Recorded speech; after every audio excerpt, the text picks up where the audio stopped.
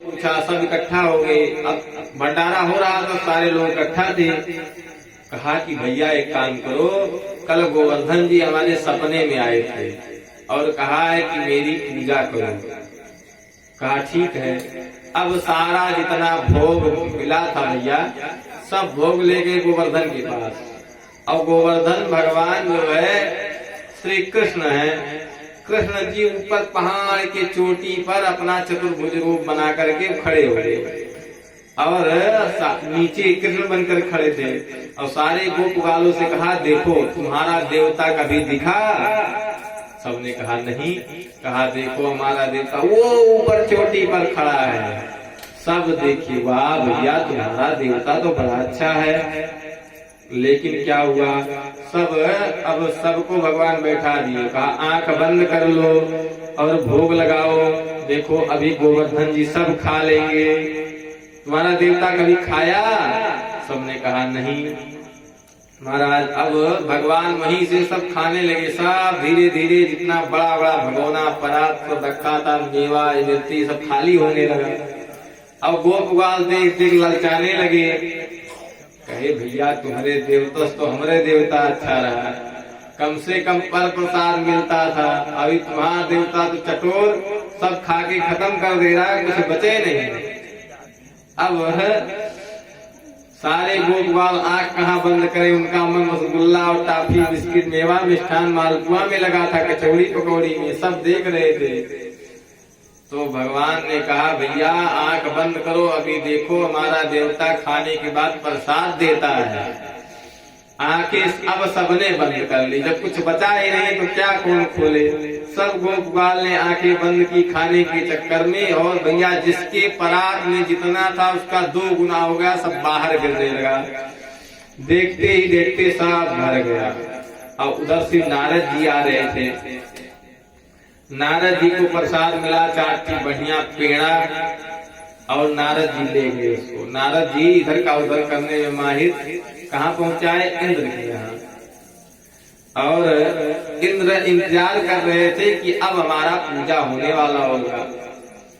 नारद जी ने कहा भैया लोग पेड़ा लाए हैं तुम्हारे लिए, खा लो।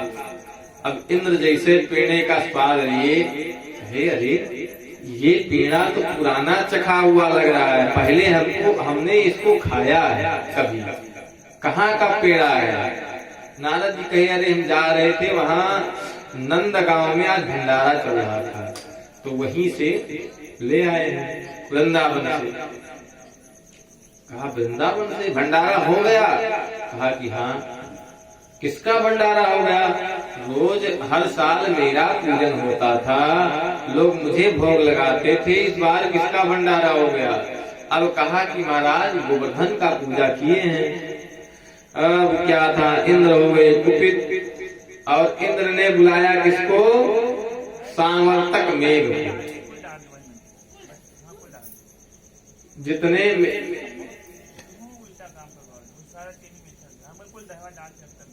अरे बोलिए बाकी लाल की। अब जो है भगवान की कृपा, इधर क्या हुआ, इंद्र ने कहा कि मेघ को बुलाया। जो मेघ बारिश कराते हैं, मूसलाधार बारिश। जब सृष्टि का प्रलय होना होता है तब मूसलाधार बारिश होती है। मूसलाधार मतलब मोटी मोटी, इतनी मोटी मोटी धार गिरे पानी की, जैसे पंपिंग सेट से भैया पानी निकलता, उतनी मोटी मोटी धार ऊपर से गिरने लगे तो पृथ्वी पर कुछ बचेगा? अब कहते हैं गणम सामर्थको नामा मेघानां चांतकारिणाम इंद्रा प्रचोदयत् क्रुद्धो वाक्यम चाहे समामुता। इंद्र ने कहा कि जाओ मूसलाधार बारिश कराओ, एक भी ब्रजवासी बचना नहीं चाहिए।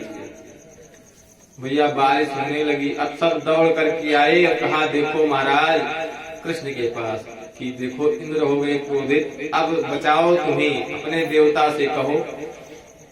भगवान ने कहा देवता का पूजा सबने किया है, सब चलो देवता से कहो हमारा देवता बड़ा दयालु है, सबकी रक्षा करेगा। सब लोग पहुंच गए।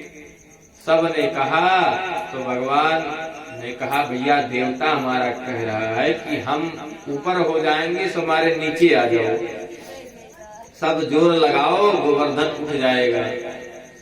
भैया सब ने हाथ लगाया, भगवान ने गोवर्धन को उठा लिया कानी उंगली पर। बोल गोवर्धनधारी भगवान की। भगवान ने उठा लिया गोवर्धन को और बुलाया किसको? चक्र सुदर्शन को। चक्र सुदर्शन जो है कहते करोड़ों सूर्य का जितना तेज होता है उतना चक्र सुदर्शन के एक आरे में, आरा जानते हैं ना, जिसे चक्र हो, जो काटने वाली आरी होती है गोल गोल, उसमें छोटी छोटी आरा बना रहता है। तो चक्र सुदर्शन गोल होता है तो उसमें आरियां बनी रहती है। एक आरी में करोड़ सूर्य के समान तप है, गर्म, और उतना गर्म करने वाला कितना भी पानी पड़े तो बचेगा नहीं बचेगा। भगवान ने चक्र सुदर्शन को लगा दिया। और कहते हैं एक घटना और हुई थी, जब भगवान सीता जी ने एक बार भंडारा किया था तो अगस्त ऋषि को खिलाया था। इतना खाए थे महाराज वो कि पानी पिलाने का समय नहीं मिला, सब खा गए थे, कुछ बचा नहीं था। तो भगवान ने इनको तुलसी दल खिला करके शांत किया था। उन्होंने कहा भैया पानी पिलाओ। तो अगस्त ऋषि एक बार 7 समुद्र को अजूरी में भरकर पी गए थे, जिसलिए उनका नाम पड़ा कुंभज ऋषि। अब वो 7 समुद्र को पी गए थे तो उनको पानी कौन पिलाए? भगवान ने अगस्त को बुला लिया और कहा महाराज आज पी लो जितना पानी पी पाओ। और सामर्थक मेघ जितना पानी बरसा सब अजूरी लगा कर अगस्त जी सब पी गए। अब जब पानी सारा खत्म हो गया मेघ के पास तो जो है मेघ कहा महाराज अब पानी नहीं है, पानी सब हमने बरसा दिया। इंद्र आए देखने तो देखा क्या यहाँ धूल उड़ रही है। 7 दिन रात बारिश हुई और 7 दिन तक गोवर्धन को भगवान अपने कानी उंगली पर 7 साल के कन्हैया 7 कोस का गोवर्धन 7 दिन 7 रात तक उठाए रहे। बीच में क्या हुआ कि यशोदा मैया आज सारे गोप बाल करने लगे, कन्हैया तू थोड़ा आराम कर ले, हम थोड़ी देर इसको संभालते हैं। कन्हैया ने कहा ठीक है। अब सारे गोपबाल अपना लाठी डंडा बल्लम लगाए। अब कन्हैया ने जैसे उंगली तनिक भर ढीली की सब तर तर तर तर टूट के सब गिर गया। सबने कहा रे रे कन्हैया संभालो नहीं गिरा। सबको समझ में आया कि कन्हैया ये हैं जो हमारी रक्षा कर रहे हैं। 7 दिन रात तक कन्हैया ने गोवर्धन धारण किया और उसके बाद भगवान जो है उस गोवर्धन को फिर नीचे रखे। सारे लोग बाहर आ गए, दूर उड़ रही है, कहीं बारिश की एक बूंद भी नहीं। इंद्र आए देखने कि चले देखें कि हो क्या रहा है, कुछ बचा है कि नहीं। आए भैया, इंद्र ने देखा कि यहाँ पर तो कुछ हुआ ही नहीं, एक बूंद भी पानी नहीं दिख रहा है। समझ गए कि प्रभु हैं और भगवान से आकर के क्षमा प्रार्थना किया। इंद्र ने क्षमा किया, भगवान ने क्षमा दान दिया और कहा कि देखो अहंकार नहीं करना चाहिए किसी को भी। भगवान जो भी अहंकार करता है भगवान उसकी अहंकार को दूर करते हैं। भगवान कहते हैं कि मेरा भक्त जो है वो कैसे मैं उनको रखता हूँ, जिमी बालक राखहि महतारी। बच्चा अगर देखिए आग का जो गोला होता है अंगार जिसे कहते हैं, है कि नहीं। चूल्हे में जब लकड़ी का आग जलता है तो लाल लाल अंगारा होता है, देखने में कितना सुंदर लगता है कि नहीं। लेकिन अगर उसको कोई छूने जाए क्या होगा, जल जाएगा। और बच्चा उस अंगारे को देख करके उसकी तरफ लपटता है। आग जल रही हो तो बच्चा सोचता है इसको पकड़ ले, और माँ उसको पकड़ने देती है। जिस प्रकार माँ अपने बच्चे की रक्षा करती है, हर सुख दुख से बचाती है, उसी प्रकार भगवान अपने भक्त की रक्षा करते हैं। माँ अपने बच्चे से बहुत प्रेम करती है, लेकिन जब क्रोध लगता है तो 2 झापड़ कान के नीचे खींच खींच बजा देती है कि नहीं। गुस्से में मारती भी है, लेकिन मारने के बाद तुरंत उसको लाड प्यार करके, उसको फुसला करके, बहका करके फिर अपने गोद में उठा लेती है। ऐसे भगवान का जो भक्त, उसके अंदर अहंकार, अभिमान, ममता आ जाता है तो भगवान उसके कान के नीचे घुमा के चपाटा लगाते हैं। कहते हैं कि तुम्हारे अंदर ये ठीक नहीं है। जैसे भैया कि हमारे फोड़ा हो जाए, फोड़ा जब हो जाए तो हम डॉक्टर से जाके उसको और चिरवा लेते हैं, है कि नहीं। तो उसी प्रकार भगवान भी हमारे अभिमान का ऑपरेशन कर देते हैं और कहते हैं इसको निकाल दिया जाए। अगर इंगली सड़ रही हो तो व्यक्ति इंगली कटवा देता है, पूरा हाथ ना सड़ जाए, इंगली से काम चल जाए।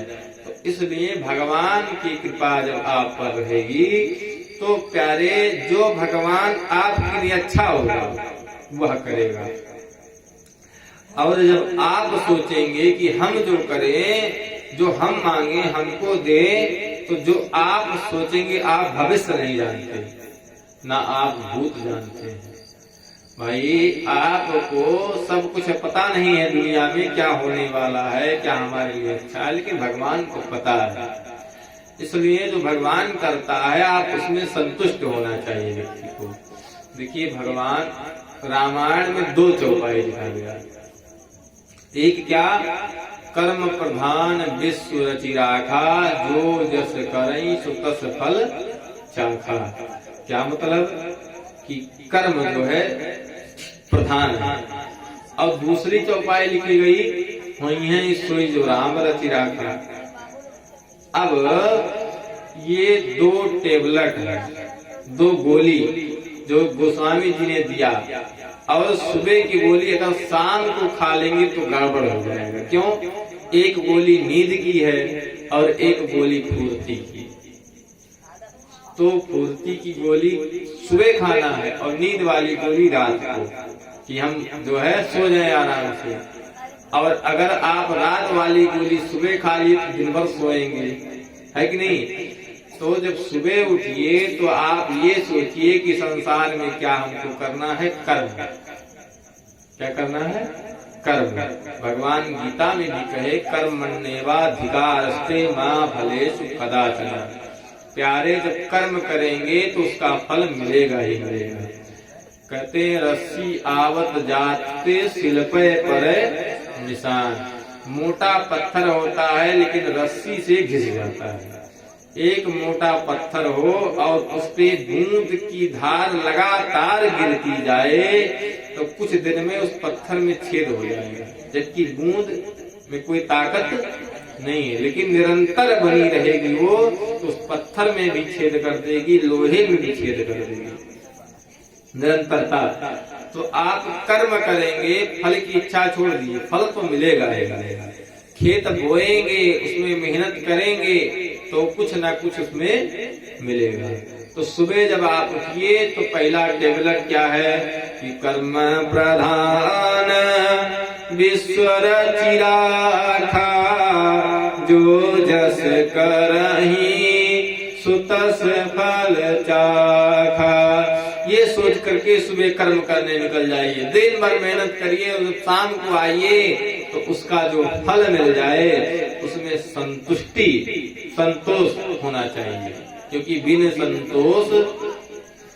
संतोषम परमं सुखम। संतोष के बिना सुख नहीं है।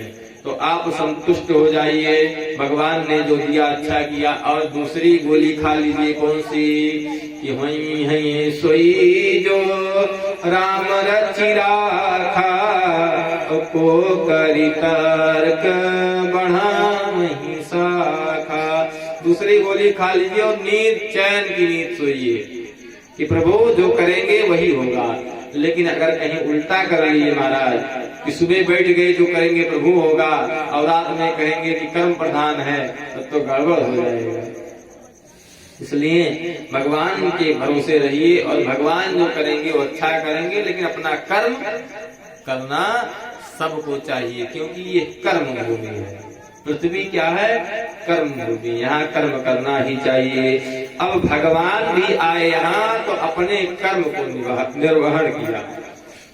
राम हो या कृष्ण, इन लोगों ने भी अपना कर्म निभाया है, नहीं तो भगवान को आवश्यकता क्या थी पृथ्वी पर आने। भगवान को राक्षस अगर मारना होता तो भगवान वहीं से बैठे बैठे वैकुंठ में ही संहार कर देते, लेकिन भगवान इन भक्तों को प्रेम बांटने के लिए आए। भगवान कहते हैं कि भगवान पृथ्वी पर आए कि हमारे जो भक्त हैं उनके साथ लीला कर सके, उनको प्रेम प्रदान कर सके। सारे भक्त इसी इंतजार में रहते हैं कि भगवान का एक बार दर्शन हो जाए। अब रास पंचाध्यायी की कथा आती है। भगवान एक बार रात्रि कालीन में, शरद की रात है, ठंडी का समय है, भगवान जो है बंसी बजाते हैं। कहते हैं भगवान पिता रात्रि शरदोत्फुल्ल मल्लिका विक्षरन्तु मनश्चक्रे योग माया उपासता। भगवान रास की रचना करते हैं और उस रास में जो है भगवान के सारे गोप ग्वाल गोपियां शामिल होती हैं। और ये गोपियां हैं कौन? भगवान के ही भक्त हैं, जो अनेक जन्म में तपस्या किए हैं, उसके बाद वेद की ऋचाएं हैं और शास्त्र हैं, सब गोपियां बन करके आई हैं। जो भगवान का नित्य निरंतर भजन करते हैं सब गोपियां बन गई हैं और भगवान की इस जो है लीला में सम्मिलित हो रही हैं, भगवान के साथ प्रेम कर रही। भगवान ने वेणु नाद किया और बुलाया। वेणु की धुन सुन करके सारी गोपियां चल दी भगवान की तरफ आकर्षित होकर के। और कैसे चली?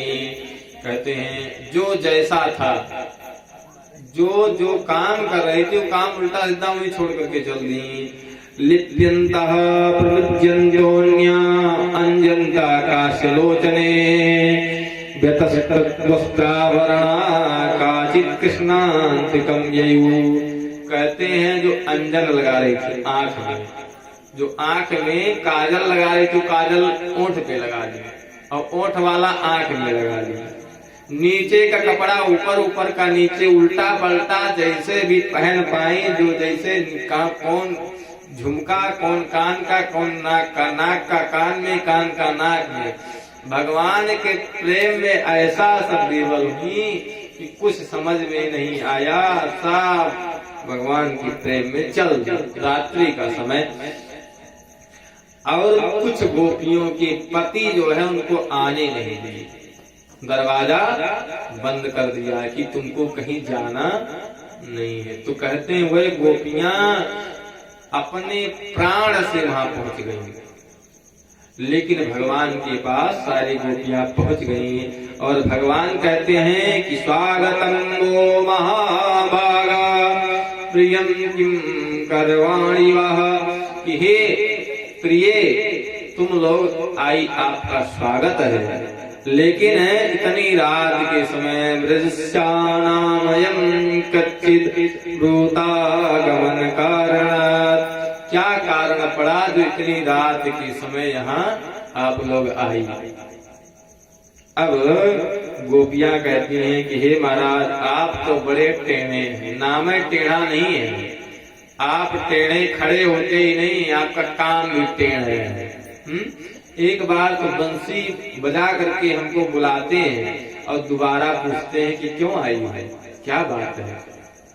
कहते हैं मैवं विवोर्हति भवान् गदितिं दृशंसं संत्यज्य सर्वविषयांस्तव पादमूलम् भक्तावजस्य दुर्वग्रहमां त्यजास्मान् देवो यथादि पुरुषो भजते मुक्षुन्। हे प्रभु आप जो है बड़े निर्दयी हैं, आप जो है बुला करके और पूछते हैं क्यों आए हैं। अच्छा एक बात बताइए, भगवान से एक किस्सा बुझाती हैं गोपियां। कहती हैं कि प्रभु ये बताइए कि कोई पति है और वह विदेश जाने लगे, कहीं परदेश जाने लगे, कमाने जाने लगे और पत्नी कहे कि हम अकेले रह नहीं पाएंगे आपके बिना, तो अपना एक चित्र उसे दे जाए और कहे देवी ये चित्र ले लो, ये तुम्हारे पति आए, इन्हीं की सेवा करना, इन्हीं को भोजन बना के भोग लगाना और कुछ देर बैठ के पंखा करना, सेवा कार्य इन्हीं का करना जब तक हम नहीं आ जाते।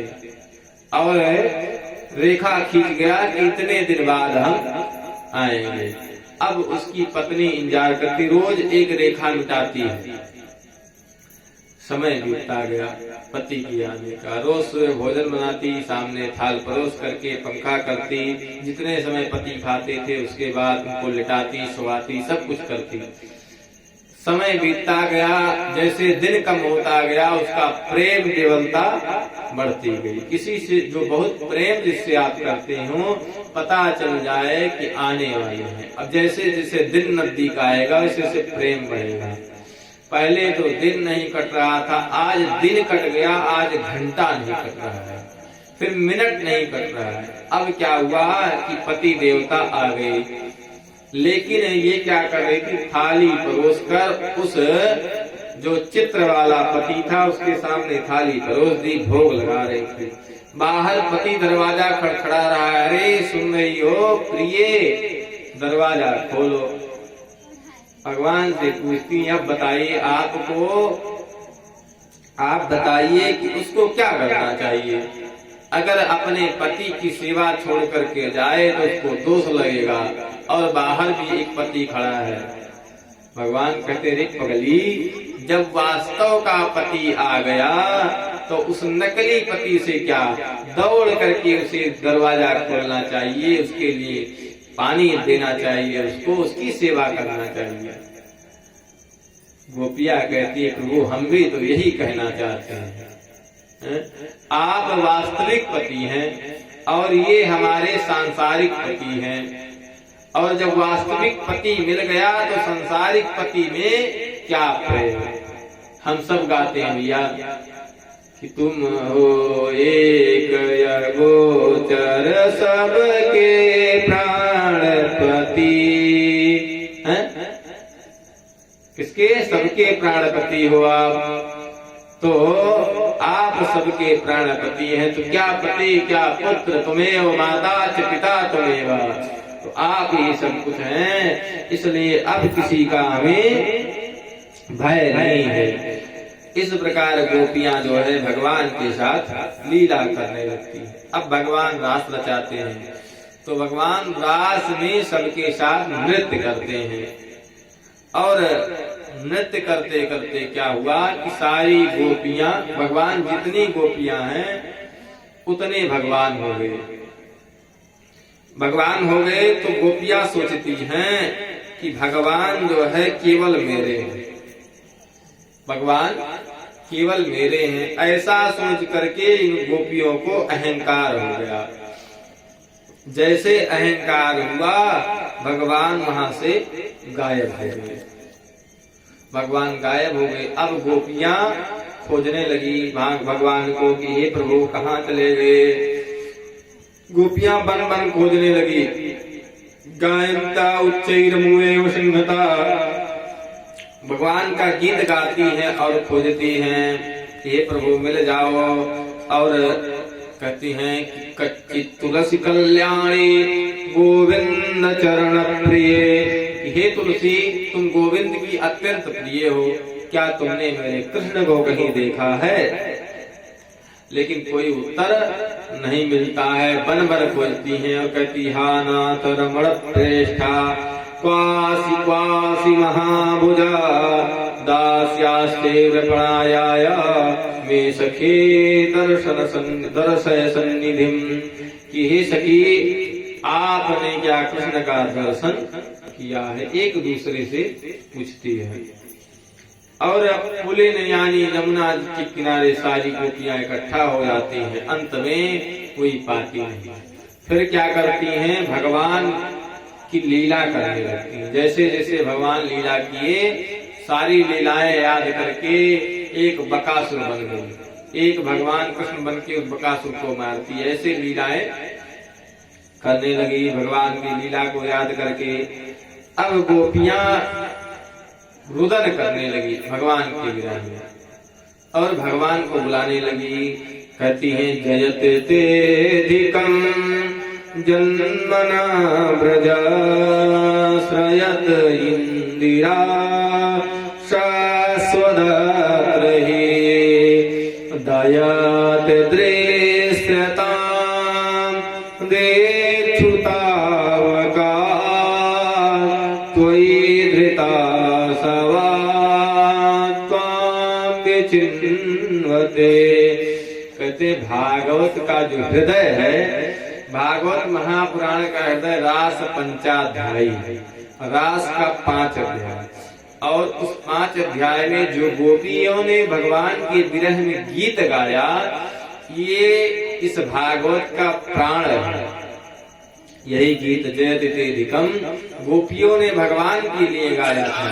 और कहती हैं कि हे प्रभु, आपको अगर इस अवस्था में हमको छोड़ कर ही जाना था तो हमारी रक्षा की। कैसे कैसे आप रक्षा किए हैं हमारी। कहते हैं विष जला प्यार, विष से हमारी, जल से हमारी रक्षा की, व्याल राक्षस सांप से हमारी रक्षा की, राक्षसों से हमारी रक्षा की, वर्ष मारुतार वैदिकानुलार, आपने हमारी हर प्रकार से रक्षा की। लेकिन अगर हमको ऐसे ही मारना था तो हमारी रक्षा ही की। इस प्रकार गोपियां अनेक प्रकार से भगवान के गुणगान करती हैं और भगवान से कहती हैं प्रभु आप हमें मिल जाए। कहती हैं कि वह धन्य है जो भगवान की कथा कहते हैं। कहते हैं वह धन्य है जो भगवान की आपकी कथा सुनते हैं। तव कथामृतं ताप्त जीवनम कविभिरीडितं कल्मषापहं श्रवणमङ्गलं श्रीमदाततं भुवि गृह्णन्ति ते भूरिदा जना। गोपियां कहती हैं जो आपकी कथा कहते और सुनते हैं वे दोनों धन्य हैं। और मुझे किसी से लेना देना नहीं, न मुझे पति चाहिए, न बांधव चाहिए, न पुत्र चाहिए, न पिता चाहिए, मुझे प्रभु आपकी ही आवश्यकता है। इस प्रकार जब गोपियां भगवान के प्रति व्याकुल होकर के सारी गोपियां एक साथ भगवान को बुलाने लगती हैं और रुदन करती हैं एक स्वर में। कहती हैं रुद्धु सुस्वरम राजन कृष्ण दर्शन लालसा। सुस्वर में, एक स्वर में रुदन करती हैं, तब भगवान प्रकट हो जाते हैं। अच्छा, भगवान कहीं गए नहीं थे, भगवान वहीं गोपियों के बीच में थे। लेकिन क्या किए थे कि भगवान भी गोपी बन गए थे। दुपट्टा ओढ़ लिया भगवान, गोपियां दुपट्टा ओढ़ी थी, भगवान भी दुपट्टा ओढ़ करके गोपी बन गए।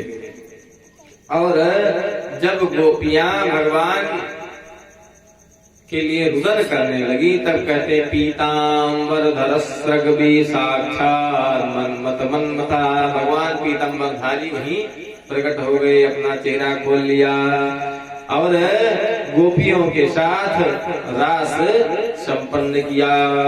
बोले भक्तवत्सल भगवान की। कामदेव आया भगवान के पास, लेकिन कामदेव भगवान का कुछ बिगाड़ नहीं पाया और कामदेव भगवान से परास्त होकर के चला गया। कहते हैं रास लीला जो है इसमें जब राम जी थे तो राम जी के साथ जितने जनकपुर की स्त्रियां थी सब भगवान को अपना पति बनाना चाहती थी। और उसके बाद जितने रास्ते में ऋषि महात्मा मिले थे सब भगवान से प्रेम करना चाहते थे।